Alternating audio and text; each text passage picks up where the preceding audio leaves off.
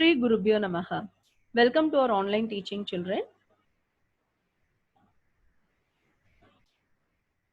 In the previous class, we saw what is the meaning of staffing and the features and importances of staffing. Now, in this session, we are going to see the process of staffing. Staffing process has various steps like estimating manpower requirements, recruitment, selection, placement and orientation, training and development, performance appraisal, promotion and career planning, then compensation. The first step is estimating manpower requirement. When we estimate manpower requirement, we need to do two analysis. One is workload analysis and the other one is workforce analysis. Okay. Workload analysis is analyzing the number of human resources and the type of human resources which we require for the particular job to be performed. And workforce analysis is the number and type of human resources which we already have. Okay, so we compare the number and type of workers we need and the number of type of workers who are available. Okay, so when we do these two analysis, we will come to know whether we need extra workforce or not. Okay, in this way we can prevent overmanning or undermanning. Now, in this first step of estimating the manpower requirement, we actually aim to have right number and right kind of people in the right place at the right time. Okay, so these are the keywords in this topic. We aim to have, by performing this first step in the process of staffing, we aim to have right number and right kind of people in the right place and at the right time. And this estimation involves forecasting and determining the future manpower needs. In some organization, we can see the organization which are aiming to expand and grow in the near future, they might not be in need of manpower at present, but in the near future they may require manpower. Okay, so that also should be forecasted and estimated. Next, access the type of manpower required. So we need to assess what is the type of manpower we need for the work. Okay, and this requirement should then be translated into specific job description. So based on the job to be performed, we actually analyze the workload and workforce.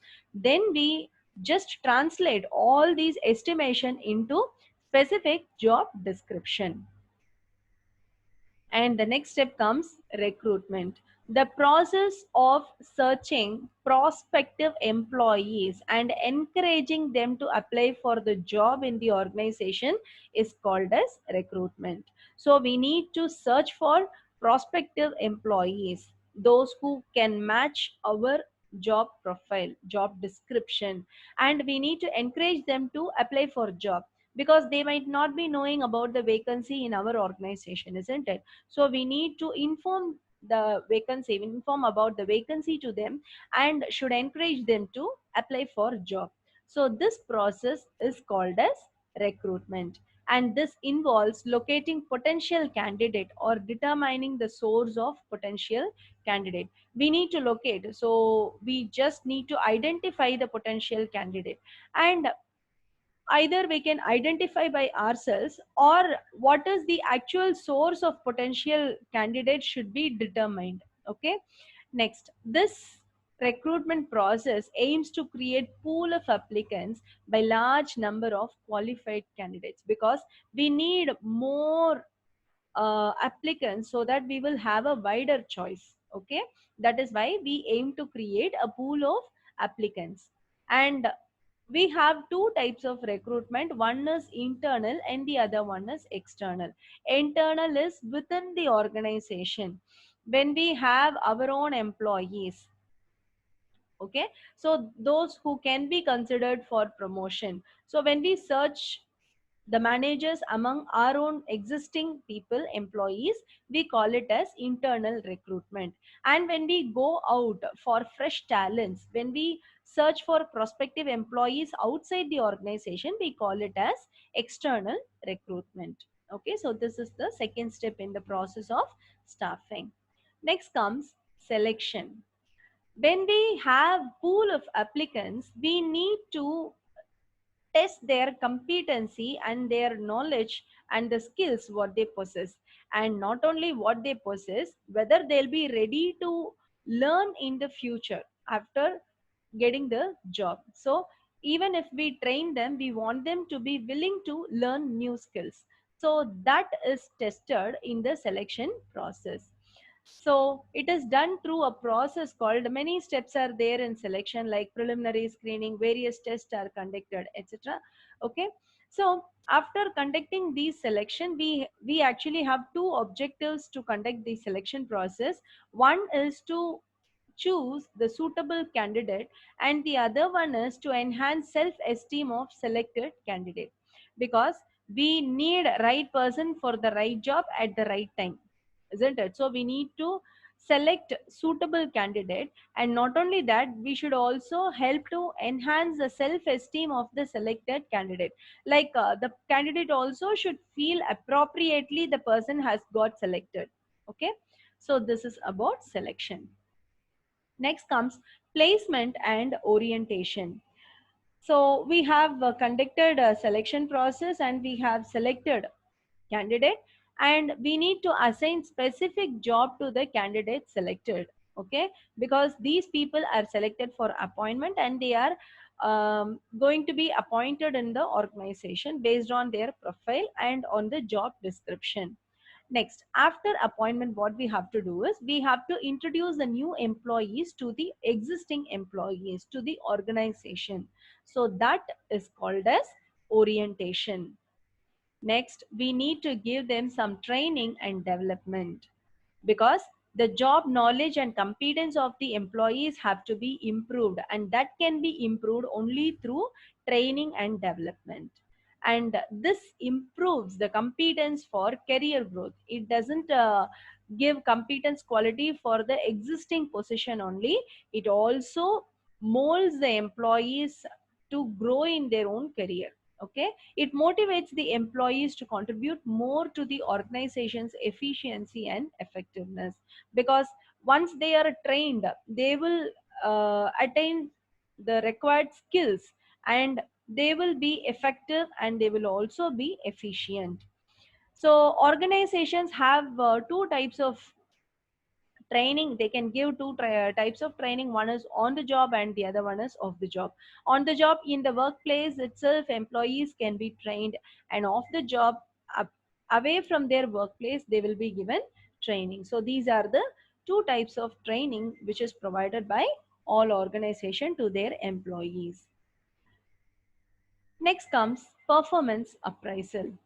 So this refers to the systematic evaluation of an employee's performance with some predetermined standards and their potential for development. Okay, so this is how any employee is appraised in the organization.